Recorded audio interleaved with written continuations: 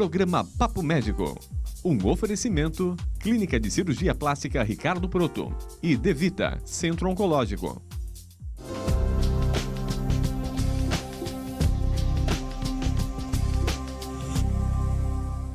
Hoje, aqui no Papo Médico, teremos a presença da fonoaudióloga, a doutora Vanessa Gardini, especialista em audição, que falará sobre um tema muito importante para todos nós, a perda auditiva associada à hipertensão arterial sistêmica.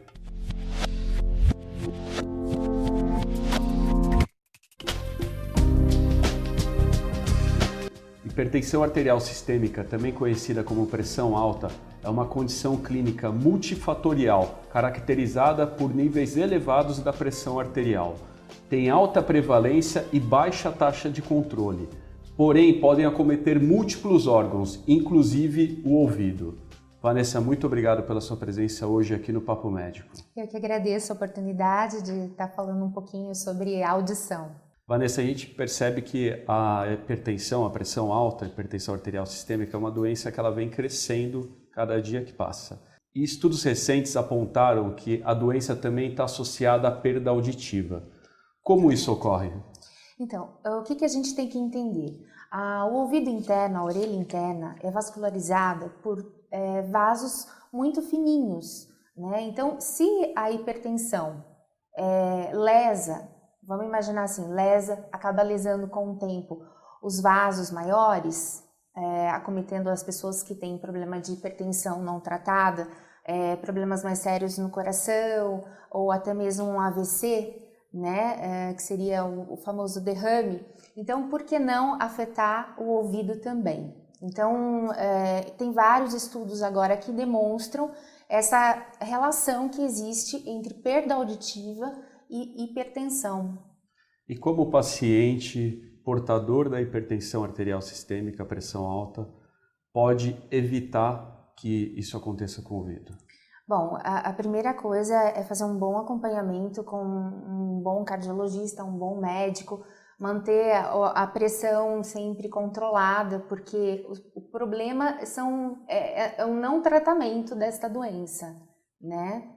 E como uma pessoa pode identificar que ela tem um déficit de audição? O mais importante é a gente entender que existem vários graus de problema de audição. Então, quando a gente pensa em problema em perda auditiva, o paciente logo fala assim: não, mas veja bem, eu escuto bem, eu tenho dificuldade para entender algumas coisas. Então, a gente tem que entender que existem vários graus, desde uma perda leve até uma perda profunda. Então, lógico que uma perda maior, de severa, profunda, é mais visível. O paciente ele vai ficar mais limitado a muitas coisas, não vai conseguir falar no telefone, não vai conseguir entender bem. Mas e aqueles casos mais leves, né? Então, como que uma pessoa ela pode identificar isso? Como que alguém da família, né, pode identificar isso? Então, a pessoa começa a ouvir a televisão muito alta, tem dificuldade de entender as pessoas em uma situação de mais barulho.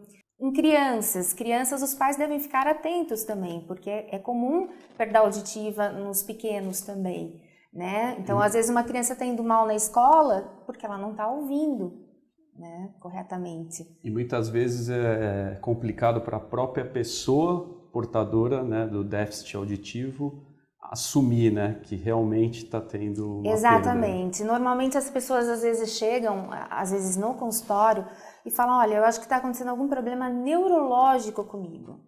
Olha isso. Porque eu tô ouvindo, eu ouço o som, eu ouço o barulho do caminhão, eu ouço o barulho do telefone, mas eu não estou conseguindo mais entender as pessoas, né? Então é isso que as pessoas têm que entender, que existem vários graus de problema de audição. Quando você não estiver escutando mais um caminhão, é sinal que o grau da sua perda está muito alto, né? Então realmente esses sons você ainda tem que ouvir se for uma perda auditiva mais leve. O que ela vai afetar?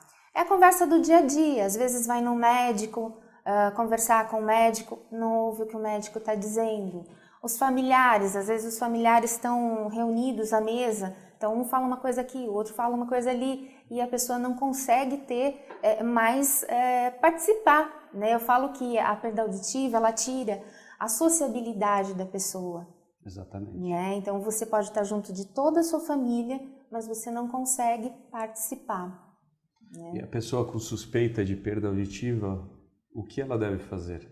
Bom, a primeira coisa é procurar um otorrino. O otorrino vai solicitar exames e identificado nesses exames que a pessoa tem uma perda auditiva que não é tratável, porque algumas são tratáveis, né? Então, se não for tratável, o único meio de melhorar isso é colocar um aparelho auditivo, para que ele restabeleça a sua função.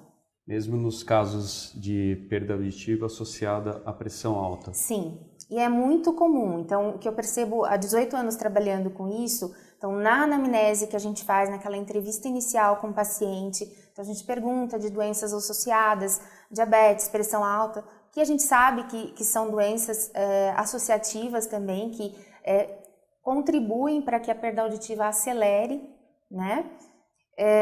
Então, a gente vê que é muito comum, principalmente com pessoas acima de 40 anos, ter também relacionado à hipertensão, e muitas vezes não controlada, né? Que muitas vezes as pessoas também têm problema de hipertensão e nem sabem, né? A principal faixa etária, então, acima dos 50 anos, Sim. No cometimento Sim.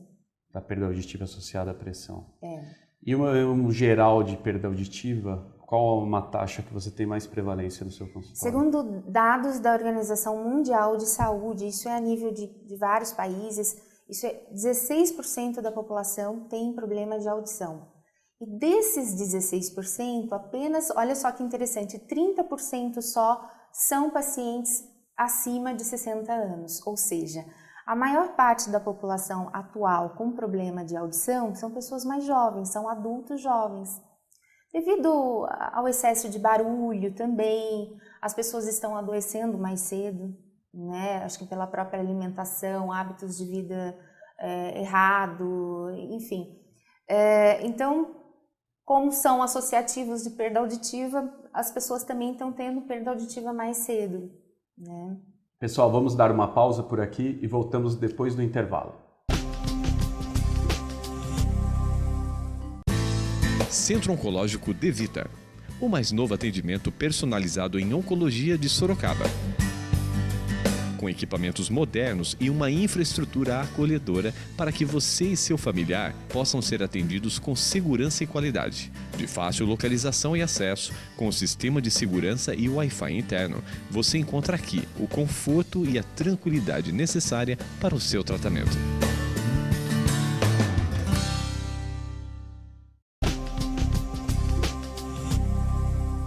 Estamos voltando com o programa Papo Médico, hoje falando sobre perda auditiva associada à hipertensão arterial.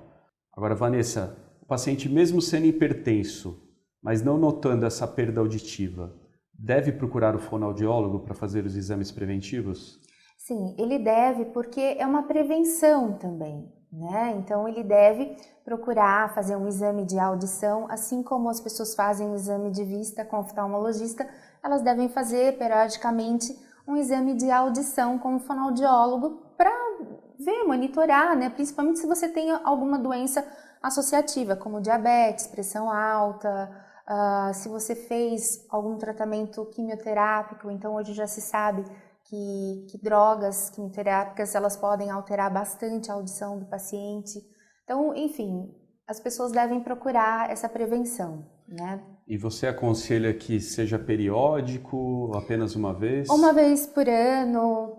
Se houver perda nesse exame, e se for pouca, se for bem pequena, então esse paciente ele deve ser monitorado. Então, pelo menos uma vez por ano, ele deve repetir um novo exame para saber se essa perda auditiva está evoluindo também. Agora, uma vez diagnosticada a perda auditiva associada à pressão alta, o paciente deve ficar desesperado? Isso pode ser revertido? Como que funciona? O mais importante é assim, que quanto antes a pessoa fizer um tratamento, monitorar melhor essa pressão alta, monitorar melhor essa perda auditiva, melhor. Mas existe um preconceito muito grande também com o uso do aparelho auditivo. Sim, existem ideias erradas, né? Então, quando eu comecei há 18 anos atrás, a gente tinha 3, 4 modelos de aparelho para muitos problemas de audição. Hoje, atualmente, só dentro da linha da Siemens, eu tenho mais de 400 modelos de aparelho que a gente, na verdade, vai personalizar de acordo com as necessidades de cada paciente. Então, os aparelhos estão cada vez menores também, então, se a pessoa... Muitas vezes imperceptíveis. Exatamente. Então, tem pacientes que usam o aparelho, talvez até que você já tenha conversado, e você nem tenha prestado atenção, né? Porque eu falo que a perda auditiva, apesar de se a pessoa não estiver usando um aparelho, é visível também. Porque eu posso estar conversando com você, mas não está entendendo o que você está falando, então alguma coisa está errada. Exatamente. Né? Agora, se eu estiver entendendo bem o que você está me falando e conversando, mantendo a conversa com você, não é? Eu acho que o mais importante que as pessoas devem ficar atentas é isso, é qualidade de vida, né? E ouvir é fundamental. E uma vez utilizado o aparelho, a audição, na maioria das vezes, volta ao normal. Sim. O aparelho auditivo, ele não é um ouvido novo. Tá? Então, dependendo do problema de audição que a pessoa tem, por isso que eu falo que o quanto antes começar, melhor. Porque uma coisa é a gente ouvir, uma coisa que é mais complexa ainda é entender, envolve vários processos cerebrais. Então, para eu entender bem uma pessoa, o meu cérebro tem que estar treinado. E quanto mais tempo eu tiver de privação do som, mais tempo eu ficar com um problema de audição sem tratar, mais vai danificando essas áreas do meu cérebro responsáveis pelo entendimento de fala. E hoje já se sabe, inclusive, da relação que existe com perda auditiva e Alzheimer, demências também. Então, olha como afeta outras áreas também. Agora, a prevalência de sexo, existe alguma prevalência associada à pressão ou isso independe? Isso é independente. Eu acho que mais o que a gente tem observado, você também, acho que como médico também tem observado isso, as pessoas mais novas agora com pressão alta, né? Exatamente. Às vezes até criança, não é? Pela alimentação, estilo de vida errado, enfim. Agora, Vanessa, como geral, o que fazer, né? Como a pessoa pode agir para evitar situações que possam causar a perda auditiva? Bom, eu queria fazer uma ressalva agora importante, principalmente para os jovens, com relação à prevenção. O que é mais comum os jovens fazerem hoje em dia? Ficarem com fone de ouvido, escutando música, às vezes 3, 4, 5, 6 horas por dia, né? E isso, o ouvido da gente não foi feito para isso. Eu vou dar um exemplo simples. Se você está na rua andando com fone de ouvido, escutando música, por exemplo, você está fazendo uma atividade física, vamos considerar que na rua tá passando carro, tá passando caminhão, a gente tem um nível de barulho ali de 90 decibéis. Quanto que você acha que você precisa de altura no seu ouvido desse fone para você ouvir melhor, tampar o barulho da rua? Muito mais que 90. Então, acima de 90 decibéis, uma pessoa que fique meia hora por dia, ela já começa a danificar as células dentro do ouvido, as células internas. E essas células, depois de danificadas, não tem recuperação. A única recuperação é usar um aparelho auditivo.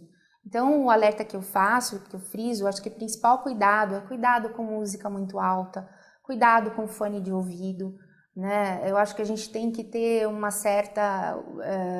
mesmo os aparelhos eletrodomésticos, se a gente for parar para pensar, tem profissões de riscos, né? Um cabeleireiro, ele fica secando o cabelo das mulheres, né? Dos homens com a altura que tem um secador de cabelo. Então, se a gente for pensar, a nossa vida já é muito barulhenta, né? Foi feito um estudo na Avenida Paulista, recentemente, pessoas que trabalham na Avenida Paulista, então elas são expostas a um ruído acima de 120 decibéis por dia.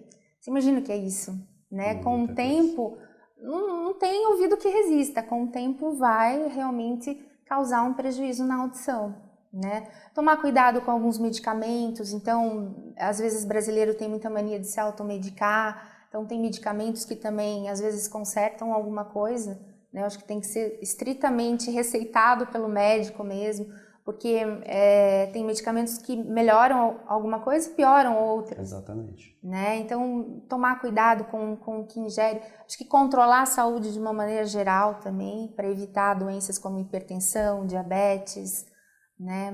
Muito cedo, enfim, é isso. Vanessa, muito obrigado por esclarecer nossas dúvidas aqui no Papo Médico. Foi um imenso prazer, doutor Ricardo. Obrigada. Obrigado.